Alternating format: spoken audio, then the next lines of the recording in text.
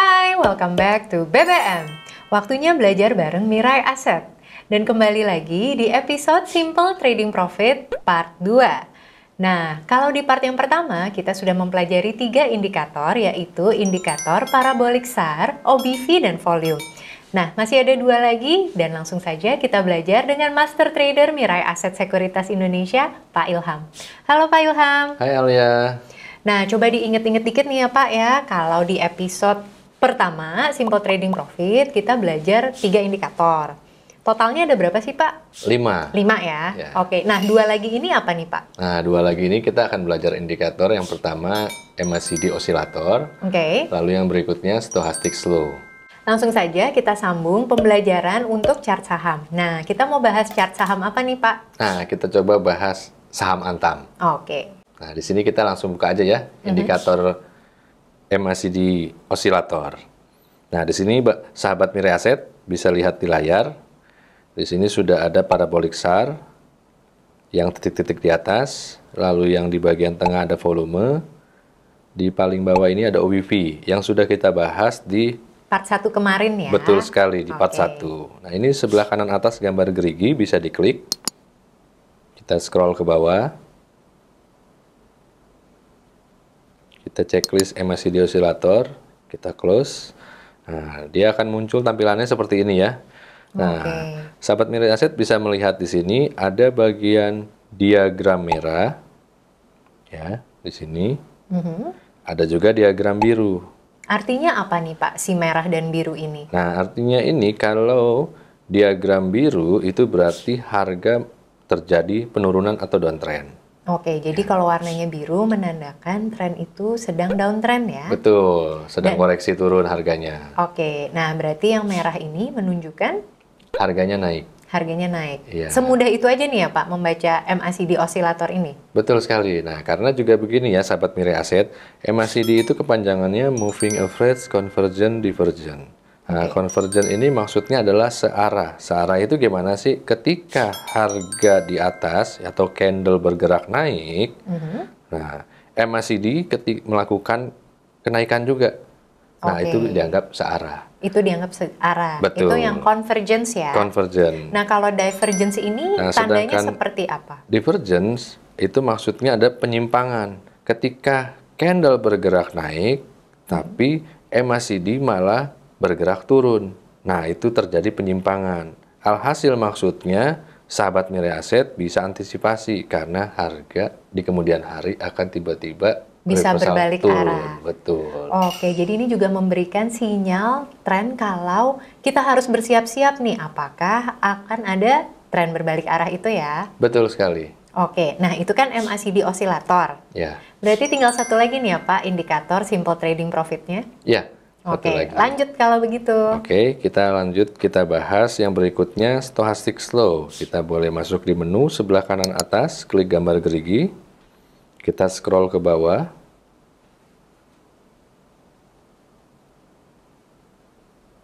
Kita checklist, stochastic slow, kita close. Nah, di sini terlihat ya, di bagian bawah stochastic slow-nya, sahabat Mirai Asset. Nah, stochastic slow ini dia masuk ke dalam volatility indicator. Oke. Oke. Nah, di sini terlihat ada garis-garis ya. Para sahabat Mirai Asset bisa lihat di stochastic slow ini ada 2 garis ya. Ada garis pink dan biru. Nah, lalu ada garis horizontal warna hijau di bagian atas dan di bagian bawahnya.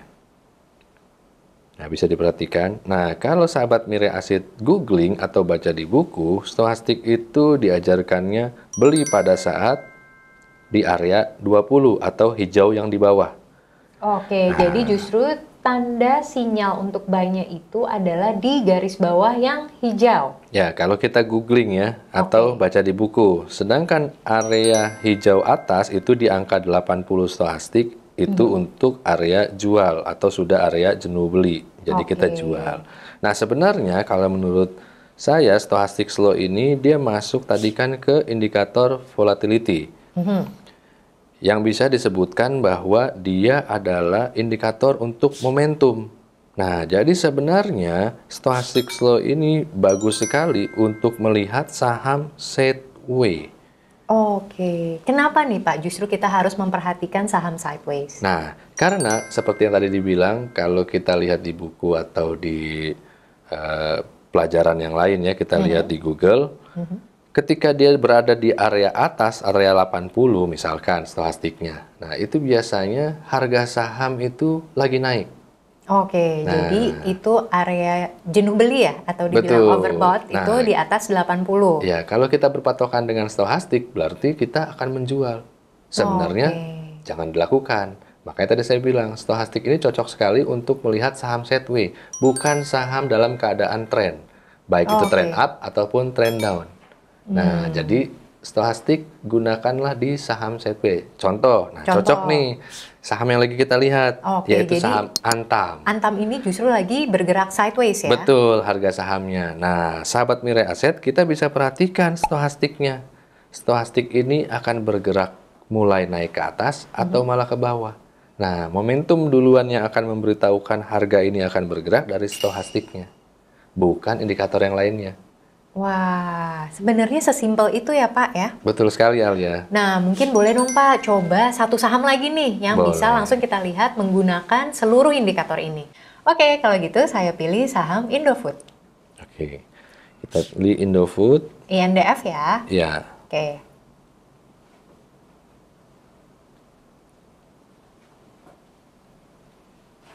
tampilannya seperti ini ya, sahabat Mirai Aset. Nah, ini saya perbesar layarnya. Nah, kita bahas dari atas dulu ya. Di bagian atas ini kita lihat parabolik titiknya di bawah. Ya, berarti kita tahu harga masih ada penguatan naik. Lalu volume kita lihat di sini bagian keduanya, volumenya tabungnya lebih tinggi dari hari-hari sebelumnya. Ya, berarti dia break nih volumenya. Menandakan hari ini ada transaksi penguatan ya lebih besar dari hari sebelumnya. Nah, kenapa saya sebutnya penguatan? Karena di sini harganya pun naik ya. Kita bisa lihat naik di 5%. Nah, di sini untuk OBV ya kita bisa lihat garis birunya masih di atas garis merah. Berarti tren jangka panjangnya masih confirm ya. Nah, untuk lihat MACD tren jangka pendeknya kita lihat diagram masih diagram merah yang menandakan harga masih bergerak di atas atau naik. Nah, untuk stochastik, nah tadi sempat dibahas kita lihat ya, stochastik ini adalah momentum untuk melihat saham sideways ketika dia keluar dari sideways. Nah, ini kita lihat stochastiknya ya. Birunya sudah di atas garis merahnya yang menandakan dia keluar dari sideways. Oke, jadi bisa kita simpulkan kalau sebenarnya saham INDF ini bergerak positif ya? Betul sekali, Alia. Nah, ini kan pergerakan chart daily nih Pak. Kalau saya mau ngeliat tren secara weekly chart gimana? Ah, bisa juga sama, cara bacanya pun sama. Nah, kita coba ya, kita rubah time frame-nya. Sahabat Mirai Asset bisa klik ini yang huruf D. Nah, di sini ada W itu weekly, M besarnya monthly, M kecilnya menit, huruf T itu tick. Nah, kita pilih yang W ya, atau weekly. Oke. Nah, ini saya coba perbesar ya. Nah, di sini sahabat Mirai Asset bisa lihat ya. Bagian atas dulu, titik parabolik. Ya, ini baru titik pertama ya. Minggu kemarin dia sudah melakukan reversal ya. Nah, minggu ini harga mulai bergerak naik ya. Cenderung masih up ya. Ini masih di titik pertama. Untuk volume ya. Nah, sahabat Mirai Aset wajib perhatikan nih. Di sini belum bisa dibilang volume lebih kecil. Kenapa? Karena kita memakai weekly. Nah, weekly itu harus confirm sampai dengan hari Jumat. Oke, jadi kita masih tunggu beberapa hari lagi untuk confirm volumenya dan indikator lainnya. Nah, tapi kalau kita baca sekarang, ya secara harga dia masih kuat naik, parabolik masih up. Ya, volume masih tidak jauh dari yang sebelumnya.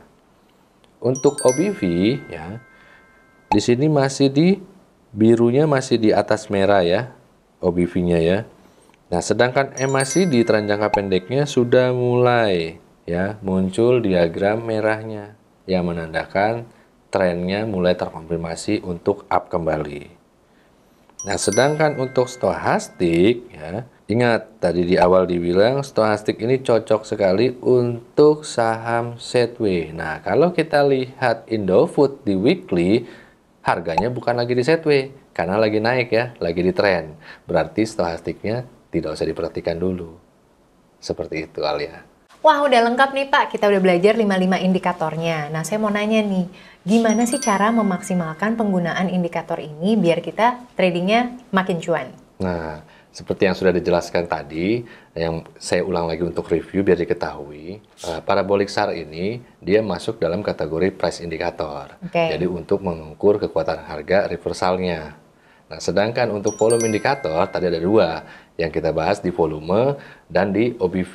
Nah, volume di sini kan seperti yang kita ketahui untuk melihat pergerakan transaksi harian, misalkan kita lihatnya harinya.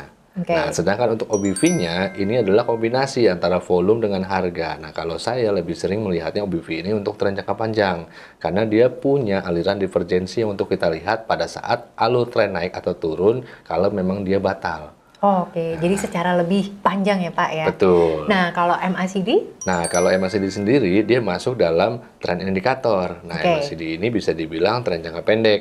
Oke, jadi lihat. Kebalikannya ya? Betul. Dan yang terakhir nih? Nah, untuk yang terakhir, stochastic sendiri, dia masuk dalam volatility indikator. Nah, atau biasa saya sebut dia untuk momentum. Jadi, kalau untuk saham-saham sideways, nah kita cocok sekali lihatnya untuk pakai di stochastic slow.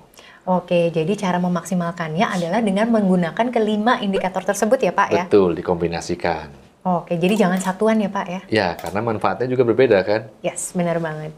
Oke, kalau gitu terima kasih banyak ya Pak Ilham atas ilmu kelima indikatornya. Sama-sama Alia.